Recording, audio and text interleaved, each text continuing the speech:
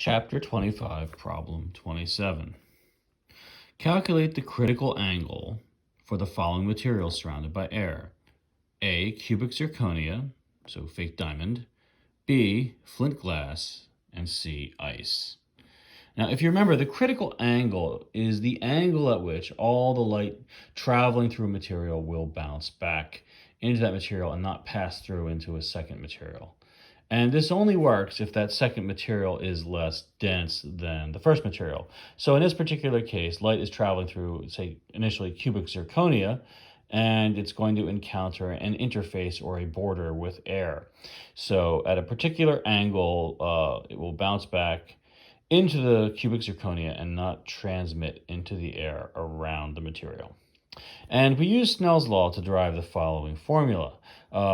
Theta critical equals the inverse sine of index 2, which in this case is air, divided by index 1, which in this case is cubic zirconia.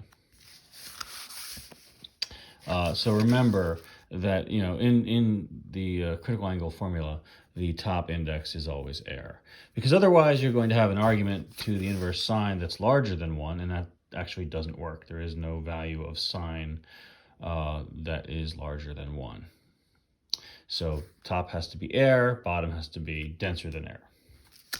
So in this particular case, what is the critical angle for cubic zirconia? So theta critical equals the inverse sine of 1, which is basically the index of refraction for air. It's a little different, but close enough. And divided by 2.20, which is the index of refraction for the cubic zirconia.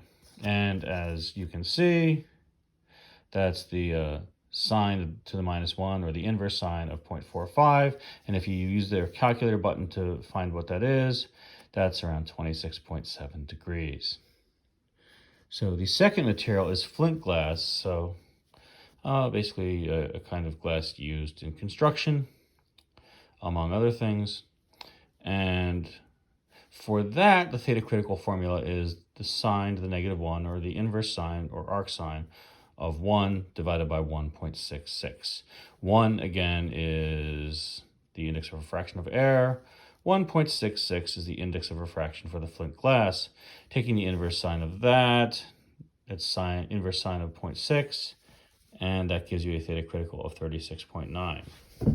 Finally, ice, do the same thing, and forgive my poor handwriting there, but that's theta critical of sine to the minus 1 of 1 for air, divided by 1.309 for ice, and that winds up being inverse sine of 0.76, which is around 48.6 degrees when you do it. And that's really all there is to this problem. So any angle from the normal greater than this angle will completely, totally reflect inside the material.